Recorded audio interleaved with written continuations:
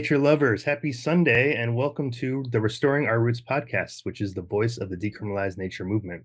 This podcast is a gathering space where we explore the wisdom of entheogenic plants and fungi, the beauty of natural healing, and the importance of reconnecting to the sacred earth. Every month, we'll hear from visionaries, healers, and advocates who are working with entheogenic plants and fungi and returning us to a balanced relationship with nature. My name is Larry Norris. I'm the co-founder of Decriminalize Nature and the National Organizing Director. In this role, I've had the privilege of helping numerous cities across the United States and globally to adopt policy to decriminalize entheogens. If you'd like to help and connect with the movement, please go to decriminalizenature.org. There'll be a little bit of information in the sheet there when you check out our podcast. I'm thrilled to co-host the Decriminalize Nature Restoring Our Roots podcast with our other board members who and we'll be going live every 2 weeks on Sundays. I would also like to introduce and I like this term that Rachel used earlier, the Tinkerbell in our ear. Rachel, who's been instrumental in bringing this project to life, helping us out, doing all the production on the backside. Thank you, Rachel, for all your efforts and inspiring this series. And Rachel is posting these episodes on Spotify and other platforms in the week or so following the live show. We're really happy today to have our guest today. Our guest today is Jamie Morey, who is a grassroots activist in Massachusetts and founder of Parents for Plant Medicine. And she sounds like she has a couple other fantastic new orgs she's going to tell us about today as well. She saw some of the inner workings of Massachusetts issue 4 and some of the other challenges and benefits of working together on the grassroots there in Massachusetts. Actually, you're currently, as I understand, working on getting quite a few 10 different pieces of legislation into the Massachusetts state legislature. So that's pretty impressive. Love to hear about that process from you. I'd love to continue having these conversations. We've had so many great conversations, but now we get a really awesome platform so that other people can hear and enjoy the fun things we have to talk about. So how are you doing today, Jamie? Be good. Thanks for having me. Happy Yeah, to be here. yeah, thank you for being here. Yeah. Maybe we could start off with a little background, maybe a little bio. Tell us a little about yourself and maybe how you came to the incredible healing plant medicines that we're going to be talking about today. Well, I had, when I was younger in my late, teens and very early 20s, I had lots of positive recreational experiences with mushrooms and LSD. Kind of stopped doing all that. Got married, had kids, and sort of hadn't really thought about plant medicines for decades until a couple years ago, when I just sort of hit a wall trying to find relief for my children who were suffering. So I have 4 kids. The oldest is 22 and started having some really serious mental health issues out of nowhere about 8 years ago, which threw us into the world of mental health, trying to, doing all the talk therapy the programs, and lots of pharmaceuticals, and but really getting nowhere. My kids were diagnosed with a neurological autoimmune disorder, which causes really severe physical and mental health issues. Treatment-resistant depression was a really big one. And we ended up turning to IV ketamine for my son, which we could only afford because we got a treatment grant. I got him tens of thousands of dollars in treatment grants, and spent almost all of it on ketamine. And ketamine was way more effective than any pharmaceutical we'd ever tried. But it's very, very expensive, even though it costs about $5. Each treatment was $650. And you need sort of 6 to 8 is the standard beginning course of treatment. And, we just blew through a lot of money. And I needed to find something else, that was that effective in treating my son. And that's when I started looking to psychedelics and all of the, amazing research that's out there that shows, the efficacy. I had never really thought of them, in a therapeutic way based on my own experiences, in my youth. But once I really started digging into the research, it just became really evident to me that this was the way forward, for my adult son. Cannabis, at the time also, cannabis has been it's been my medicine for years, super helpful for me. So when my son turned 18 and when my daughter turned 18 a couple of years later, I got them both their medical cannabis license, which was hugely beneficial for a lot of the symptoms that they had, issues around sleep and appetite and anxiety. And I would find that when I was speaking with other parents about, that had the same conditions that my kids did, and everybody swapping, like, what did you try for meds? If I would mention cannabis, even, which has been legal in this state since, 2017, it was like the stigma was still so strong. It really shocked me. And then forget about talking about psychedelics. People couldn't even hear that.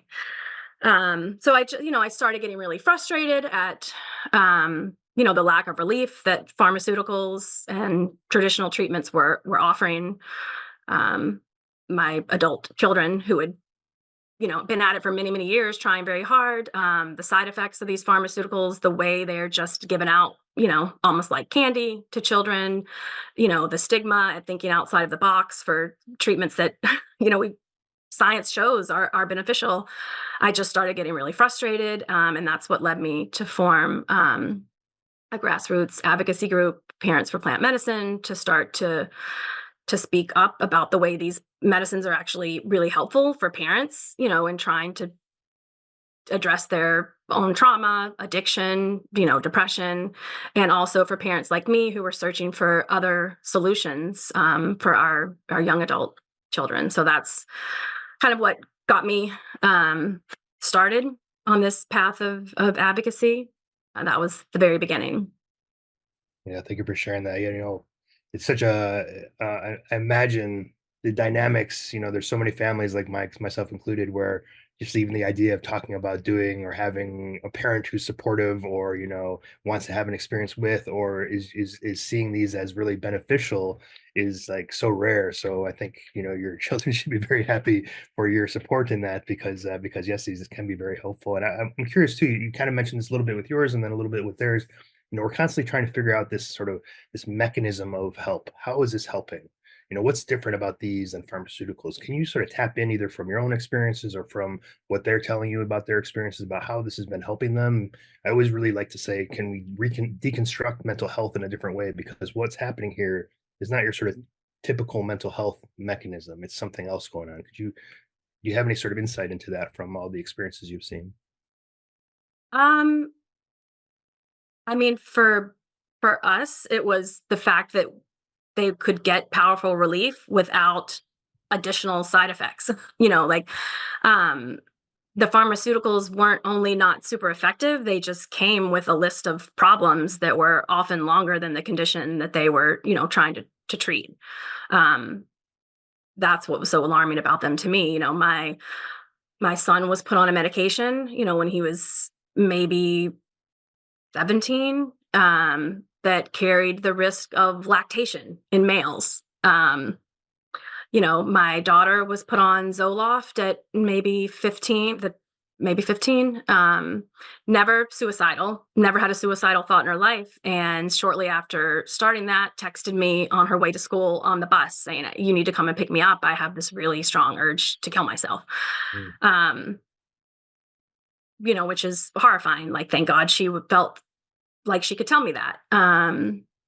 So that's the biggest thing for me is that, cannabis doesn't carry those side effects. There are risks for sure. If you don't, like any medicine, if you don't use them appropriately, you might have an uncomfortable experience. But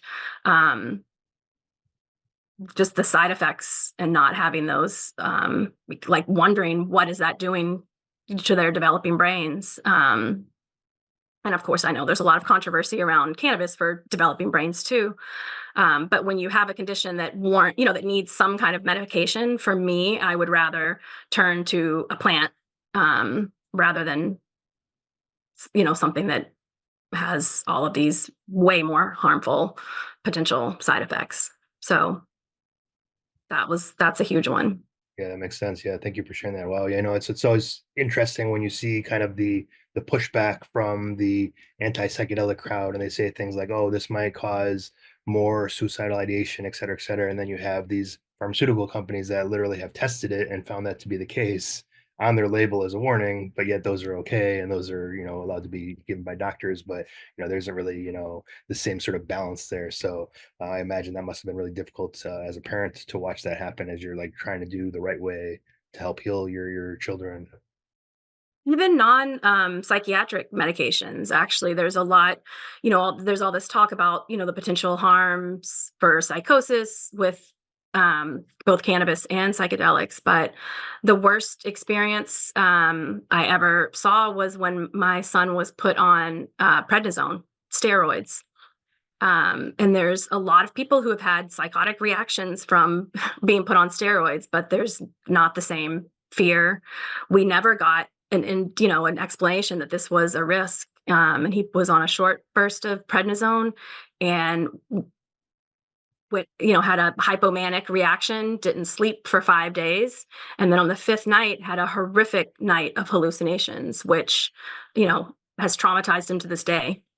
So all this conversation around what can potentially happen with psychedelics, many of the same harms can come from medicines that are just prescribed with no warning. Mhm. So Right, yeah. And you said frustrating. yeah, and then Sarah, to kind of like reflect back on kind of your experiences. You said a while ago you had a little bit more recreational experiences with mushrooms and LSD, and I'm guessing at some point in time in a place that was legal and time that was legal. There more recently, you've also had one and maybe more of a different kind of approach. Can you differentiate for folks like what's recreational for you, what's healing for you? Are they the same? There's a lot of people who say they can be kind of the same, or you can, I sometimes say you be on the dance floor and still get slapped upside the head with spirit. You just don't know. What's your thought about this sort of dynamic between recreational and therapeutic? There's a lot of overlap sometimes, even though I wasn't approaching them from a therapeutic standpoint, when I was a teenager and in my early 20s, I feel like they, I got a lot of benefit. I had um, a traumatic childhood with a lot of really painful things happen to me. And at that time, even though I didn't know it, I feel like I got a lot of relief from both cannabis and psychedelics. I feel like they definitely, psychedelics in particular, sort of changed my view on the world and society and sort of the path that I wanted to go down. I sort of remember sort of looking at critically at how people lived and that sort of quest for money and power and just feeling like that was kind of gross, as I was embarking on, like, what do I want to do for a career? What do I want to do for college? I just made sort of intentional decisions about the path that I wanted to take that I think were different. And I think, psychedelics had a part in that. Yeah, I think the overlap is I think it's interesting, in our society where alcohol is like a national pastime, and people are okay with that being, a recreational relief for stress. I just find that part so frustrating. Why people can see it's okay to use something to just help you relax and feel better and let your guard down when you're feeling anxious. Um, in the form of alcohol, which is, as we all know, is horrible for us. It's a toxin, it's a poison. Um, and yet psychedelics, we can only focus narrowly on, the mental health applications. And, a lot of people have very negative, views around even talking about how enjoyable of an experience it is. It's tremendously healing, but it's also pleasurable, and that's okay too. Mhm. Yeah, I think there was even with the MAP study, didn't they say that they were critiquing MAPs for not adding adverse reactions, and one of those adverse reactions was joy or like ecstatic feeling and of ecstasy, that type of thing. Like somehow these are also then considered to be adverse reactions. I think you touched on something there which is interesting, and I know it's all speculation, of course, but it's fun to speculate sometimes about how these plants and mushrooms really helped you and other psychedelics really helped you sort of review the world at large, review the system that we're in. And a lot of people will say, well, that's the reason that they're illegal is because they're helping, and alcohol really doesn't really help you like be like, okay, what is the system I'm embedded in and how do I navigate this? It's just like, okay, I'm here, I'm going to numb, so maybe can you speak to that dynamic a little bit? Um, yeah, I think they are definitely eye-opening in a way that's alarming for some people. Alcohol numbs you for sure. Um, yeah, I lost my train of thought. I'm sorry. I oftentimes think, I I was kind of leaning you a little bit just because oftentimes I think that as well as like, that's really at the core of the mental health too, which is like it allows us to review our narrative. It allows us to review why we're stuck in this situation. It allows us to review, issues or traumas or wounds or things that we have from a different lens, so that we can say, okay, wait, this is healable. I'm not stuck in this rut. And it seems like if we're talking about on a meta scale, not meta as in IG, yeah, Facebook, but meta as in like above perspective, it allows us also to see the rut we're in societally, culturally, and that type of thing. And oftentimes that rut is created to keep us in there, to keep us, in a place where we aren't able to sort of make those big changes happen and the oligarchies can continue to happen, et cetera, et cetera. So yes, this is such an interesting dynamic that I've seen this thread kind of pull through. And really, if we can kind of bring that into the conversation around mental health, then we're starting to have a new conversation. I oftentimes wonder, though, if some of that mental health authority doesn't like that because that's still part of that same system that benefits from us not seeing right, through, right? Yeah, exactly. yeah. I'll add that, while I got into this looking for relief for, my adult children, and fought very hard, throughout the Yes I'm For campaign, as well, trying to find relief for my husband, who is, we've been separated for 3 years, but together for 30 years. He is an Iraq veteran with severe debilitating PTSD, which destroyed our marriage, our family. And I really leaned into pushing for legal access to psychedelics for him because I knew it would help him so much with PTSD. The research there is, I don't really need to go into that. But for me, my way back to psychedelics personally, was in trying to start to heal myself and, from the trauma of a relationship ending after 30 years that was so important to me. My husband's mental health unraveling and affecting, my whole family in a really dramatic way. Um, and I started microdosing, and that really helped me start to work through some of the grief that I had. And also, you know, I became aware that, my whole life has been spent trying to care for and heal and think about other people.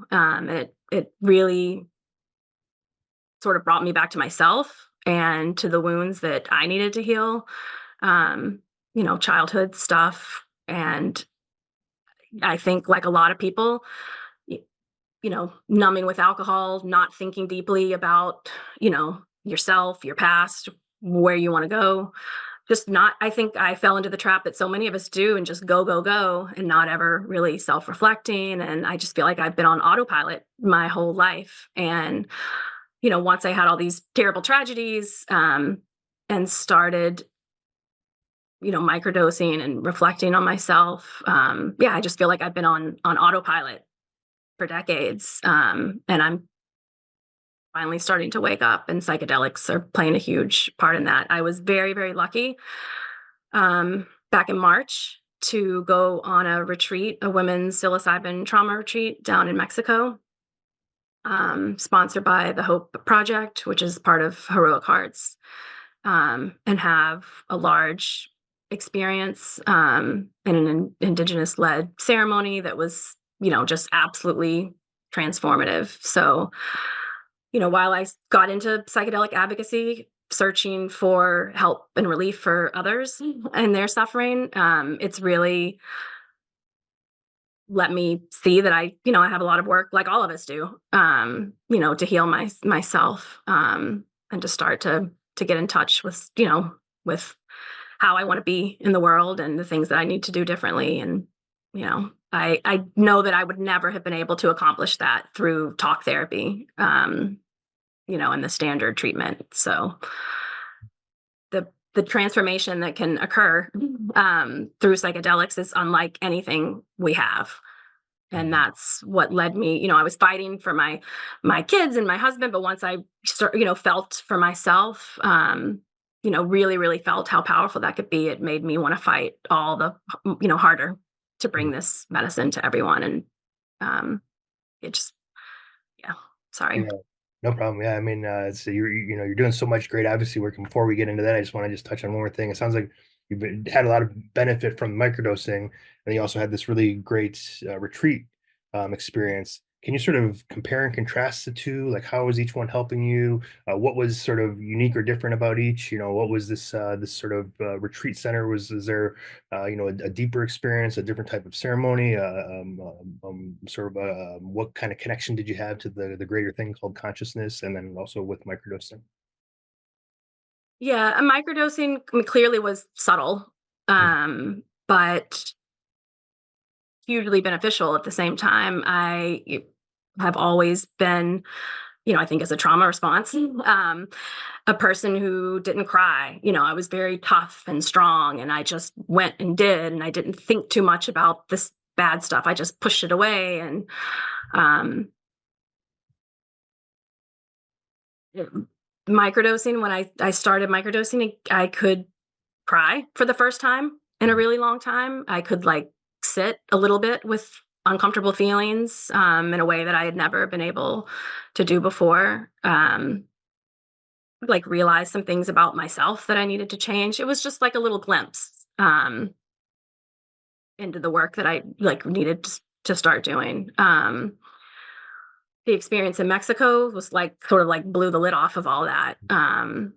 And it was I, have a lot of trust issues with other people, as is pretty common, I think, when people have trauma. Um, I was a person who could never really do talk therapy because I couldn't even access or connect to my own emotions, let alone like vocalize them to another person. And being vulnerable and talking about how I felt in front of a group of people, like you just never could have. Mhm. 10 years ago, I would have laughed at you if you told me that I ever would have been opening up about myself and how I felt in that way to a group of women. Um, it was just powerfully healing to be surrounded by other people who were making themselves vulnerable and sharing. It's but words kind of I have a hard time articulating how powerful that experience was. But it was life changing. Something I think everybody should have the opportunity to do. It also was to have the opportunity to heal in like an indigenous led ceremony with those practices, just like a completely different framework. um, it's so unique and much better, I think, in a lot of ways than sort of the Western model of you're broken, you have a problem. You might get one person to support you. Maybe they'll throw some medicine at you. Um, it's very lonely, I think, in the US. It's sort of seen as like a personal problem that you have that you need to work out. And to have that experience of group healing was super powerful for me. And the idea of, like a community of people trying to help you on your path. Mm. And like, surround you with love and support. I think that's powerful medicine too. Yeah, here oftentimes when people do group retreats, it's like I never knew anybody when I came in, and now I have five best friends. It's something about like in one night or a few nights, you can have so much growth and so much journey with other people that all of a sudden you're connecting in a deeper way, deeper level, even if you don't talk to the person for. I've seen people that I've done some ayahuasca ceremonies way back with 10 years later. It's like, hey, how you doing? Like there's this deep connection because you've like went through it together, and I think that's just can be really powerful, and then supporting each other as you sort of rebuild through that process. You mentioned that there's some obviously some differences with sort of this indigenous led ceremony. What could you highlight any sort of, outside of being in a group setting and kind of feeling more connected to the community, was there anything unique that was happening in these ceremonies that you're like, wow, that really worked well? Or I didn't really know, like there's a sound that happened, and there's this one Ikaro I always hear, for example, and every time I hear it, I know I'm going to purge, and it's like, but I don't know what the words of the Ikaro though are, but for some reason it has that thing for me. So I'm like, okay, there's certain technologies that they understand about this setting. Did you see any sort of technologies, or highlight any sort of these framework instances you're speaking about that really work well and maybe could translate into your future practices? Um, Nothing that comes to mind, right? Sorry, I I told you this, but I am operating on very little sleep. My kids, we have the stomach bug running rampant through my house, which is what I've been dealing with nonstop for the past week. So my brain is a little fried. Nothing in particular. I will say I was really shocked.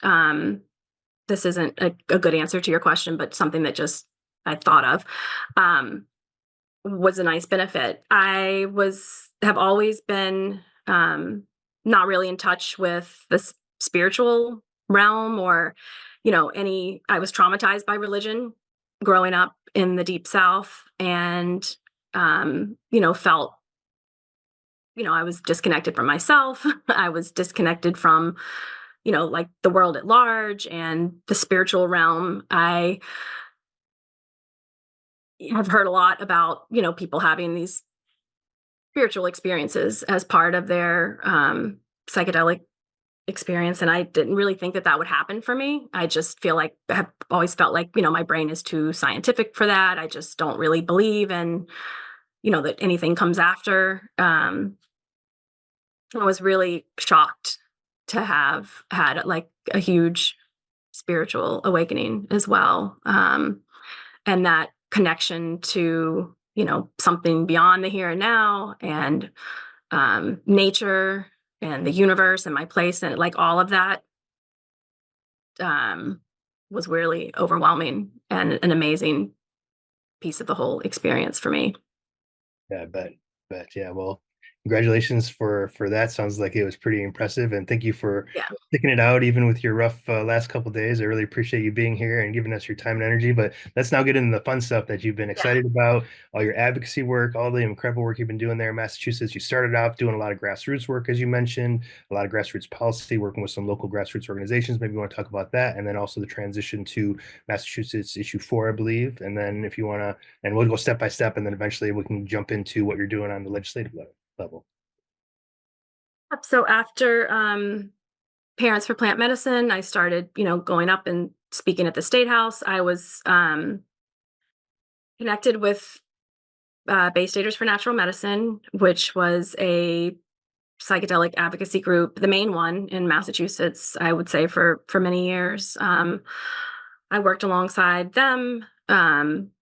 I got approached by New Approach when they came to Massachusetts, and started the ballot effort there to join their team, which I reluctantly did. I was sort of vocally outspoken against them when they first came to Massachusetts around affordability in particular, because that, like I said at the beginning of this story, the lack of affordability for ketamine is sort of what led me down this path.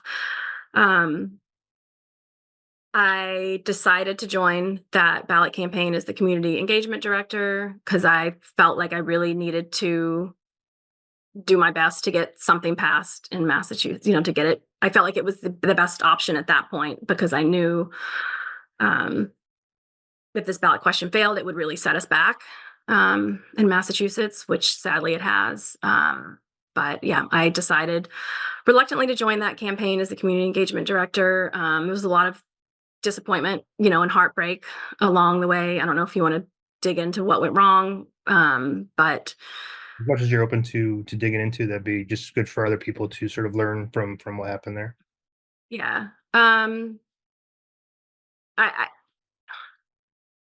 I I think in Massachusetts we had a lot of problems, and one of them was that the Bay Staters for Natural Medicine, which was the psychedelic organization at the time, really the only one.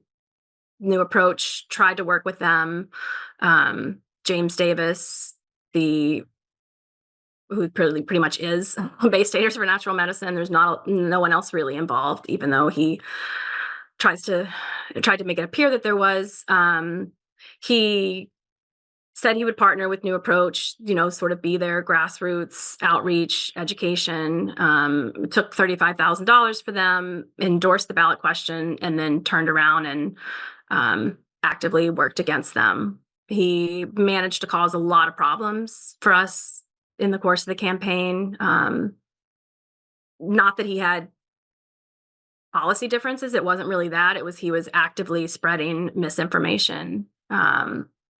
And he was quoted, in all of pretty much any article on this went to him for quotes, and he was intentionally, talking about the harms of mushrooms and the dangers of ibogaine, and really stoking fear, because he just had a personal beef with New Approach, and he said flat out that he wanted to sabotage this ballot question, and I think, he played a small role in that, unfortunately. Yeah, real quick on that, I was surprised to see some of the rhetoric coming out of there, including him hooking up with the big time prohibitionist for cannabis, Kevin, was it Sabat or something like So, that? yeah, And then also going after home grow. It's like this is what we should all be behind, is like self-agency to grow your own plants and mushrooms and that type of thing. So it was very that when I saw that, I was like, what's going on there? Because these are things that should be standards for people that are doing this grassroots movement, and seeing him kind of come out and then bring in, the prohibitionist onto his team was pretty quite surprising for me. yeah, there was a lot of surprises in this campaign, but that was the most disappointing thing for me. I had broken ties with him over some really unethical behavior that I saw, some really alarming, and then illegal things. So I had already sort of stepped away. Um, but yeah, just the fact that he said things that I know ran counter to everything that he said previously, it was just, yeah, it was a mess. The opposition campaign, I mean, they really didn't have to do much. They spent $100,000 throughout the course of the campaign versus I don't remember how many millions New Approach spent at $8-9 million. They didn't have to do much because the groundwork has been laid for many decades. The fear, the stigma, like that's all there. But I was surprised at how much James played into stoking that. It was disappointing for sure.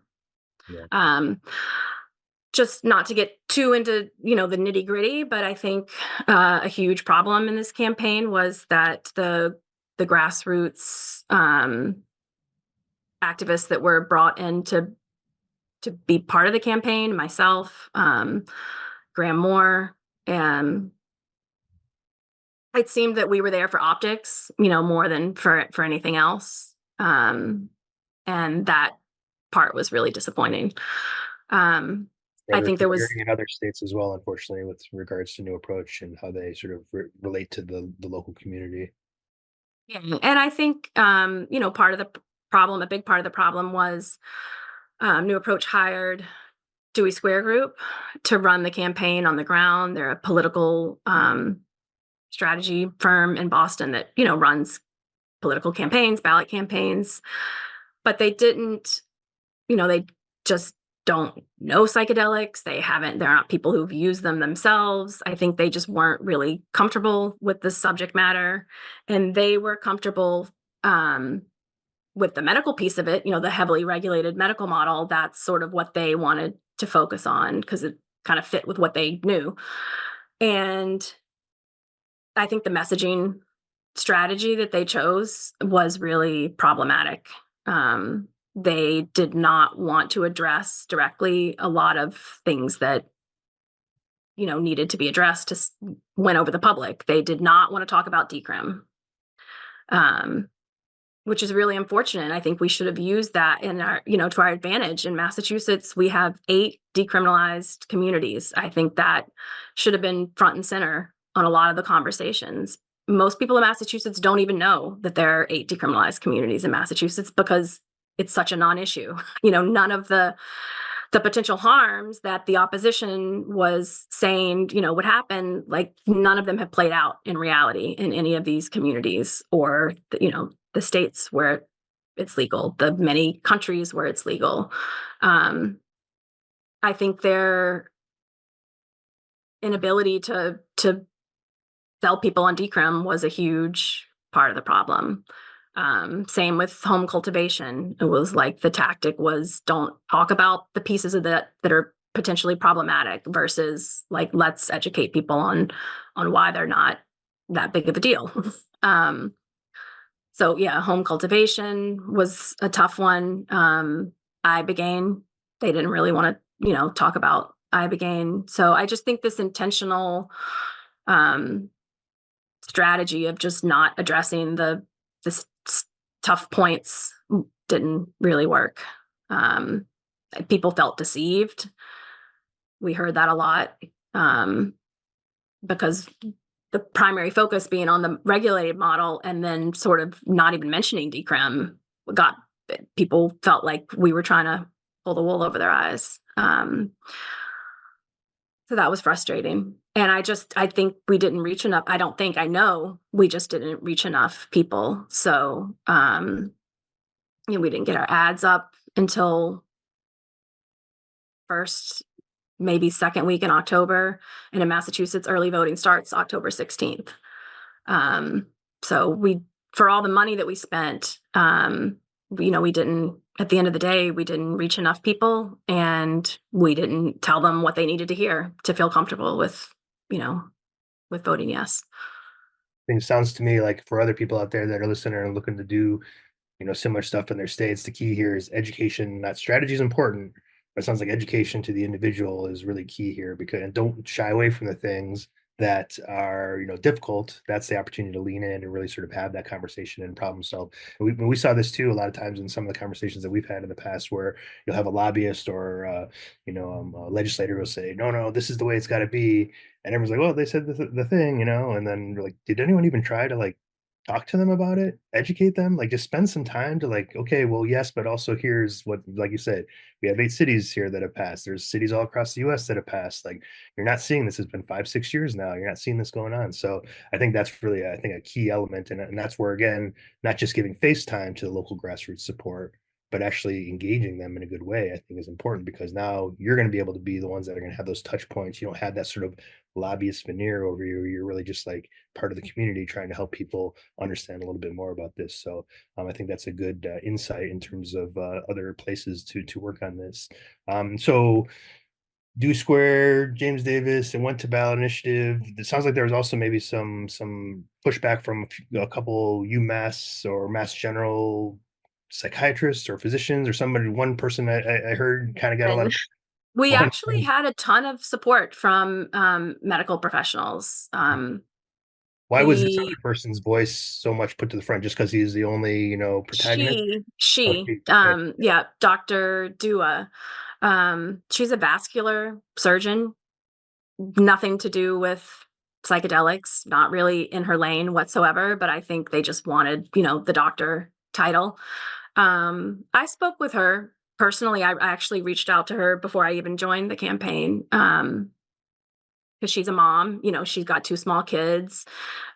She started a Democratic nonprofit with the admirable goal of getting healthcare professionals elected into positions of power so that they could, advocate for patients. And a lot of her beliefs, it just didn't fit. It didn't make sense to me that she would be against this. So I sort of reached out to her, like mom to mom, like this is my experience with my kid, like your kids are young, but like, I have this adult child who I know will benefit from these medicines. And I would love to just talk about, what your opposition is. So she and I had a lot of like honest conversation, which I thought was great. And her her issue with this was she had a sister with severe mental illness, I think maybe schizophrenia, and she was worried about these medicines falling into the wrong hands. Um, so I think I'm not sure who got to her or who inspired her to fight against this, but it was nothing in her medical background. She didn't object for any reasons other than honestly fear. Um, but as a doctor, her voice was powerful, I guess. She wasn't, we never, they never put out much in terms of, that, they didn't put out many ads. I honestly, I don't think they had to do much. Like I said, they had the war on drugs on their side and all that propaganda. Um, she wasn't super involved. And I would say we had overwhelming support from many, many medical professionals and mental health professionals all over the state and beyond.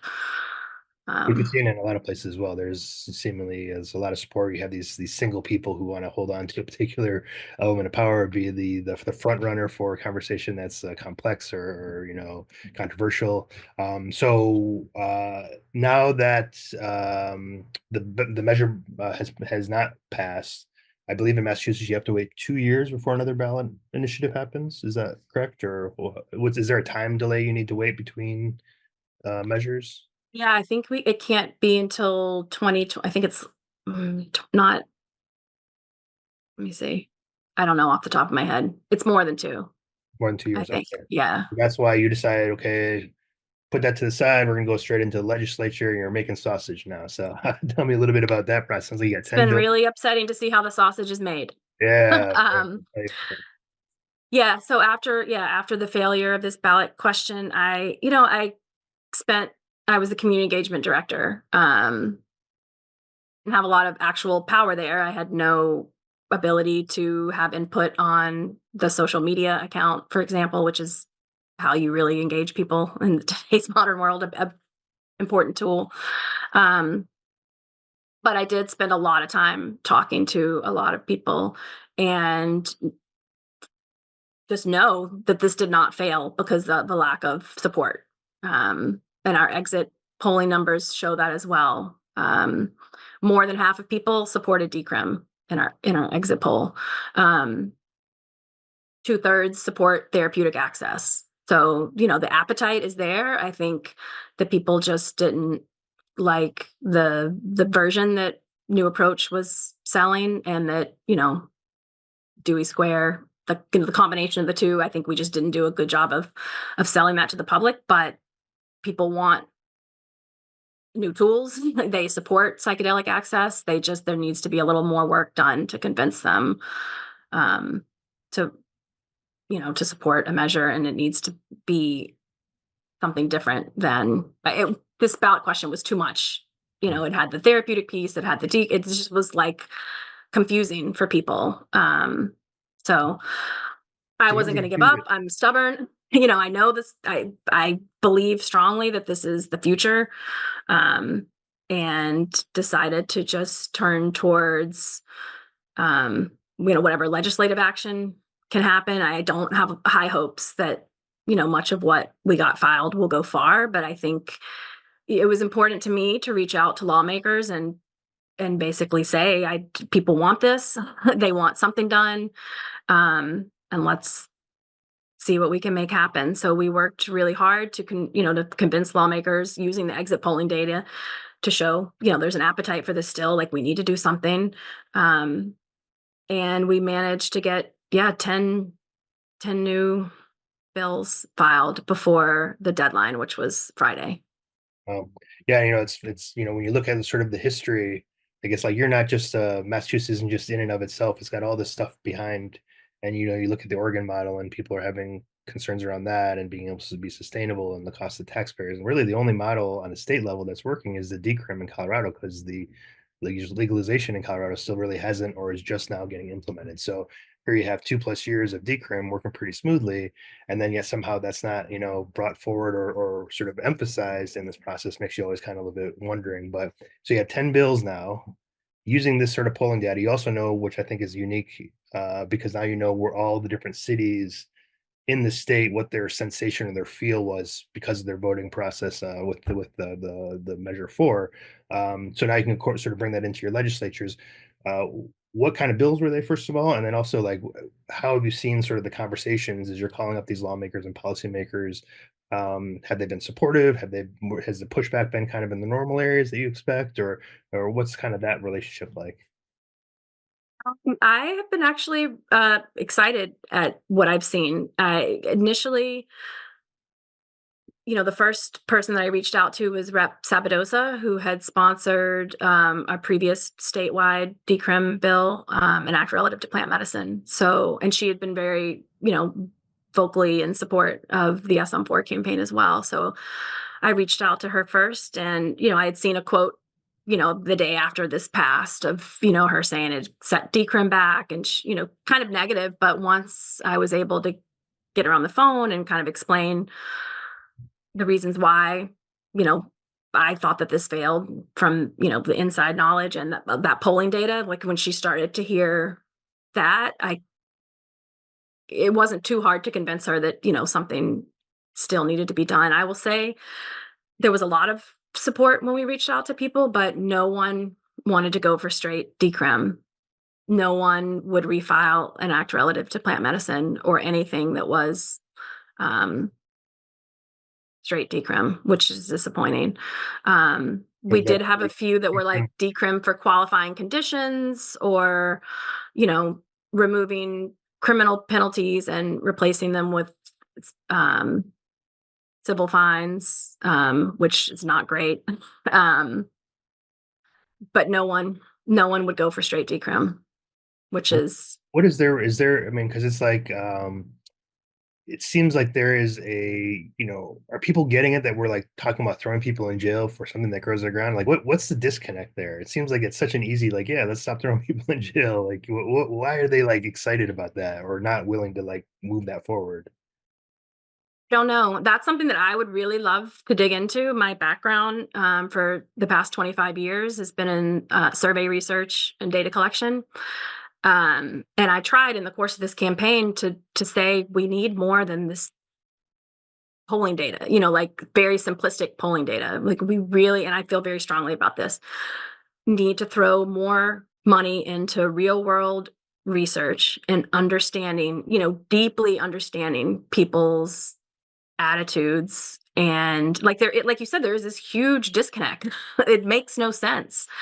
Um, but really getting some understanding of that and figuring out how to effectively message to people around it. Like, how do we sell the idea of decrim? Like, let's approach it like a business problem that we can solve, like, um, what are the most effective messages? That to me seems really, really important. I mean, it'd be great for you. I mean, I don't know if you were able to do this, but to come up with, if someone's going to do polling, for you to make the questions. There's, for example, a poll here in California where they're like, oh, look, nobody really, and maybe we talked about this before, nobody really supports decrim over therapeutic. And the therapeutic was, do you think these substances should be used in a therapeutic manner, right? And then the decrim question was, do you think people 18 or over should have access to this plus home grow plus this? There's like 10 variables in one question. So if you Right. agree with one of the things, then you say no on all the rest of it, and that doesn't really help you sort of zoom in on what the actual issue is. But of course, the pollers are paid by the people who benefit from these more expensive systems, et cetera, et cetera. So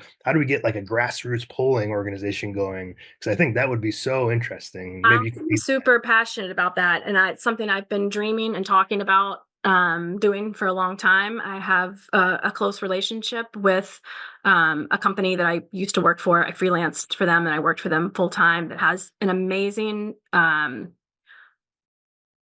platform built on top of Qualtrics, which is the standard, and it allows for some really cool functionality that no one else is doing. And I see such a promise for advocacy. Two of the things I'm most excited about are the ability that it has is the ability to just, instead of open-ended questions where you have to type in your response, to just talk into your phone. You could talk for 5 minutes, and then AI and natural language processing like automatically transcribes it all, and then it's like searchable by keyword. Basically, it gives you um, really in-depth qualitative responses at quantitative scales, and that I just see so much promise for that. And then you have in people's own words, them telling you about their experiences. That could be a powerful advocacy tool. It also has the ability to, like with the ballot language wording, for example, you could show a paragraph and people could just click on words or phrases that they don't like and just tell you why are they scared of this? What are they, anyway, I could nerd out on the Yeah, no, research piece of this for so long, but I have a vision of a dream of getting this really in-depth state level, usage awareness attitudes that we could use, and replicating that all across the country. And there is a company called X and Y who's trying to do that. They're trying to get funding, and I reached out to them. We basically are sort of in the process of like, let's figure out if we can make this happen in Massachusetts, if we get it funded, and then replicate it across all 50 states. So that piece is really interesting to me. Yeah, I'd love to, if you ever want to, I'd love to jump in on it with that. I have another person who'll be on a podcast later on, I think next month or the end of the following month. Daniel Kruger used to work at University of Michigan, is at a University of Buffalo now. He's done a lot of grassroots naturalistic survey studies to see kind of where people are in terms of decrim and legalization and all these different types of sources. And some Julie Barron out of Michigan as well. So it'd be great to kind of build a nice little coalition team of people that are really into this, because I think that's what's missing. Because all the people who do that, they say, well, the polls say this, and then this polls are gospel. We have to go by the polls. But if the polls are corrupt or they're asking questions in the wrong way, then the polls aren't really getting into it. And also, polling also is oftentimes before the education. When we Right. started for nature, everyone's like, "Oh, you can only do mushrooms." That's what the polling says. Well, have you taught anyone what ayahuasca and ibogaine and mescaline cacti are? You haven't? Okay, well then let's do that. And then, of course, as soon as you do that, it shifts again. It changes for people. So I think there's a lot there. So I know we're getting a little tight on time, but what of the 10 bills that you put in there you think has the strongest legs and you're most excited about? Um, I mm, there's such a variety. I think there's a couple of research pilot studies. I'm excited about the New York sort of permit model Mhm. that we were able to get someone to introduce. I'm not sure what has the most legs. We'll see. Um, that remains to be seen. I think, who sponsors it, who supports it. I'm Mhm. not, we'll see. And now Um, that you have a little extra time, you're ready to jump back into Boston and are working yes. together to try to Yeah. get So the happening. what's next? We wanted to get as much filed as we could, and we'll work to support that. But I'm really think what we need to do is focus on decrim. So we want to decrim all the cities that voted yes on four, starting with Boston, which is, a seventh of the population of the state of Massachusetts. So we're, going to work on that, and then chipping away at all these other communities. And yeah, I'm another thing back to the research piece and like bringing people together. I'm really excited to start trying to have conversations with advocates from other states, and I'm trying to form a Northeast alliance of grassroots advocates to sort of let's start talking on a monthly basis. Let's talk about the different policy. Let's figure out how we can share ideas and resources and maybe research. I just think we need to start sort of pooling our efforts and getting organized, and that we're stronger together. Also, personally, after this campaign failed, talking with other grassroots advocates, and in particular, a veteran, CJ LeConte, who was featured prominently in a lot of our ads and was a great volunteer and advocate. Him and I have teamed up to form a nonprofit, Mass Healing, and our mission is to, continue the advocacy piece, continue the public education and awareness piece that really needs to happen, but primarily focusing on how to expand access for people now. So, we have all these great decriminalized communities that we can, work with facilitators there, with retreat centers, psychedelic churches, and really helping to expand the numbers of people who have experienced, healing through these medicines to help, first and foremost, to help people get the relief that they need. And also, to help build an army of advocates, because when you've healed with these medicines, for the most part, it changes your life in such a dramatic way that you want to scream it from the rooftops so that people aren't doing that for Zoloft, I think we can really harness the powerful healing that comes, and have a lot of grassroots advocates willing to step up and make this happen, the next time a ballot question comes around. So, And for people that are listening, if they're part of this Northeast corridor that you're speaking about, which states would they, if somebody's in these places, come reach out to you? Which states are you kind of bringing together in this coalition?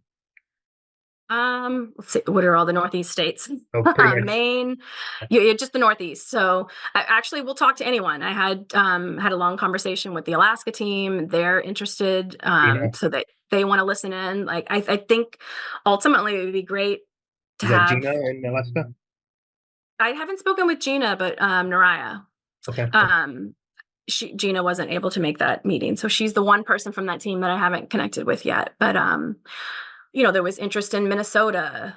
Someone reached out from Maryland, which isn't technically part of the Northeast, but it seems like, that there's a desire for people from states all over the country to kind of try to coalesce around this issue. Great. So yeah, we'll see. I think we can learn a lot from each other and help each other out. And yeah, I think getting organized in some way, would help us all. Sure, for sure. Yeah, thank you, Jamie. Yeah, so it looks like we have one question and one comment. Let's jump on that, and then we'll wrap it up.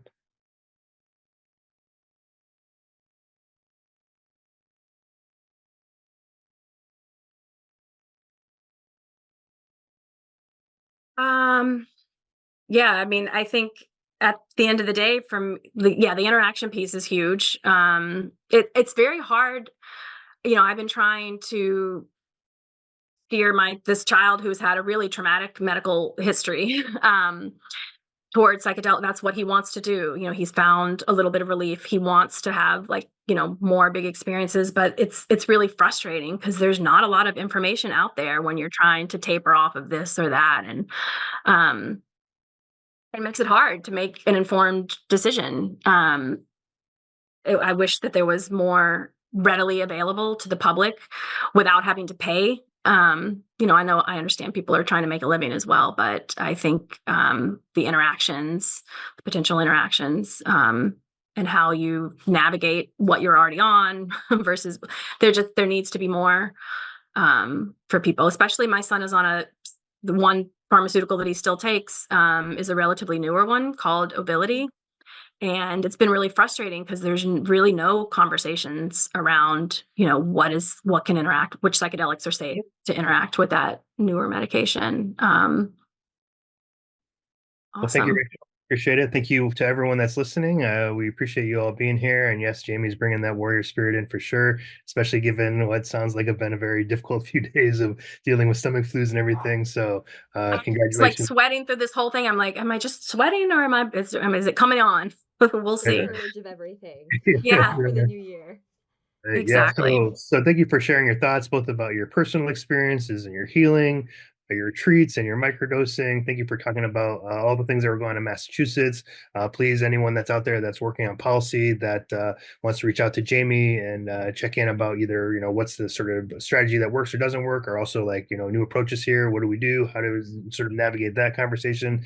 Please go ahead and reach out. I think Jamie will have some information. We'll put it in our little blurb for the podcast to reach out and contact her. But really appreciate your time here today. Hopefully you'll continue to do amazing things out there in Massachusetts. And I look forward to working with you on Boston and trying to get something passed there locally so we continue to make things happen in Massachusetts and keep growing there. So thank you, Jamie. Thank you, Rachel. Thank you, everyone, for being here. If you have any last words you'd like to say there, Jamie, before we sign off? I just want to say thank you to you, Decriminalize Nature and all the resources that you had and provided for us when I reached out, thinking about decriminalizing Boston. super helpful. And that's kind of what I'm hoping. That's sort of my vision with connecting with all these Northeast advocates. Like, let's share the information, share the knowledge. Let's just, help each other out. And I think Decrim has been an amazing example of sort of that knowledge sharing and spirit of cooperation that I think is going to get us far in this movement. So yeah, thanks to you for all you do, both of you. Yeah, thank you, Jamie. Appreciate it. Thank you, Rachel, as well, for being here. But yeah, we'll keep moving it forward and keep chipping away little by little. I think we got some good things happening this year, so I'm excited to keep moving forward. So, thank you, everyone, for joining us at the Decriminalize Nature Restoring Our Roots podcast.